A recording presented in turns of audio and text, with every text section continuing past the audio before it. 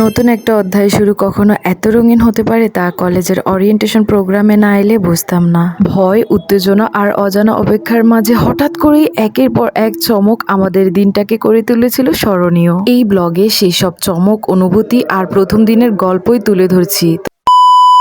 Hello, আসসালামু আলাইকুম everyone. কি অবস্থা সবার? আশা করছি সবাই অনেক বেশি ভালো আছেন। আমিও আল্লাহর রহমতে অনেক ভালো আছি। ঢাকা শহরের অচেনা রাস্তায় পা রেখে মনে হচ্ছিল আমি যেন একেবারে নতুন একটা গল্পের ভেতর প্রবেশ করেছি। নতুন পরিচিত মুখ, নতুন পরিবেশ আর নতুন কলেজ, সবকিছু মিলিয়ে আলহামদুলিল্লাহ দিনগুলো বেশ ভালোই কাটছে।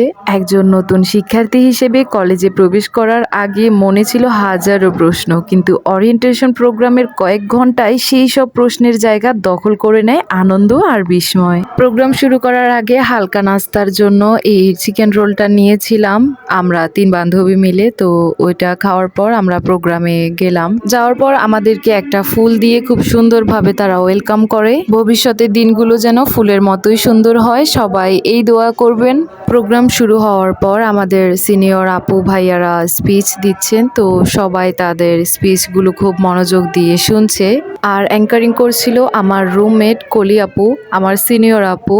শুধু তাই নয়, আপু আমাদের রুমের একজন গার্জিয়ান বলা যায়। প্রোগ্রামের ডিরেক্টর আমাদের আশিকুর রহমান স্যার, তিনি খুব সুন্দরভাবে আমাদেরকে স্পিচ দিচ্ছেন, অনেক ভালো ভালো অ্যাডভাইস দিচ্ছেন যা আমাদেরকে অনেক বেশি ইন্সপায়ার্ড করে। আর ইনি হলেন জাপানিজ লেকচারার অরিতোমো সেনসেই। স্যার আমাদেরকে জাপানিজ ভাষায় অনেক সুন্দর সুন্দর অ্যাডভাইস দিচ্ছেন। আর একটা সিনিয়র ভাইয়া, তিনি তার কথাটাকে বাংলা ভাষায় ট্রান্সলেট করে আমাদেরকে বলছেন যাতে জাপানিজ ভাষাটা আমাদের কারোই বুঝতে সমস্যা না হয়। ওনার ভাষাটাও আপনাদেরকে একটু শোনাই যা বলছেন আর কি। バングラデシュフレンドシップファウンデーションで、私がする仕事は、日本に行きたい、医療を勉強した皆さんを、日本で、働いてもらう、日本に送るっていう仕事をメインにしていきたいと思っています。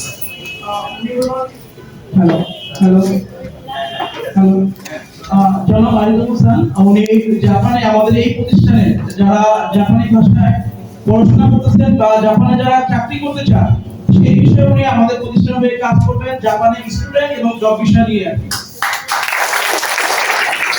আর ইনি হচ্ছেন Muslim Patwari sir, head of the department physiotherapy. আর উনি হচ্ছেন Anisur Rahman sir, head of the department lab medicine. প্রত্যেকটা টিচার একজন একজন করে সবাই স্পিচ দিয়েছেন। উনি হচ্ছেন আমাদের কলেজের চেয়ারম্যান, এই মুহূর্তে তার নাম আমার মনে আসছে না।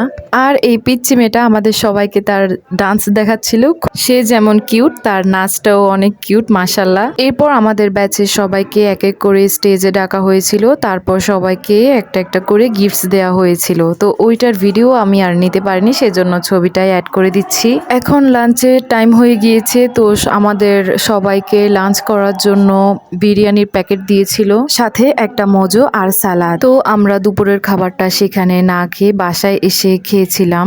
আচ্ছা, আমি এখন মোস্ট ইম্পর্ট্যান্ট একটা কথা বলে রাখি। আমাদের লাঞ্চের পরপরই প্রোগ্রামের সাংস্কৃতিক অনুষ্ঠানটা শুরু হয়েছিল, নৃত্য পরিবেশন। তো ওই চমকটা, মানে ওই নৃত্য পরিবেশনের পার্টটা আমি আরেকটা ভিডিওতে শেয়ার করব। এই ভিডিওতে সেটা দিলে অনেক বেশি বড় হয়ে যাবে, সেজন্য আমি আর ভিডিওটা বড় করতে চাচ্ছি না। মানে এটা হচ্ছে আমার ওরিয়েন্টেশন প্রোগ্রামের পার্ট 1, আর পার্ট 2তে থাকবে নৃত্য পরিবেশন, মানে সেখানেই হচ্ছে আসল চমক। 4টা অবধি আমরা কলেজে ছিলাম, এরপর অনেক বেশি ক্লান্ত হয়ে আমরা বাসায় চলে এসে লাঞ্চটা করে নিলাম। তো আমার আজকের এই ভিডিওটা এখানেই শেষ করছি। অপেক্ষা করতে থাকুন আসল চমক দেখার জন্য। ততক্ষণ পর্যন্ত সবাই ভালো থাকুন, ভালো ভাবুন। আল্লাহ হাফেজ।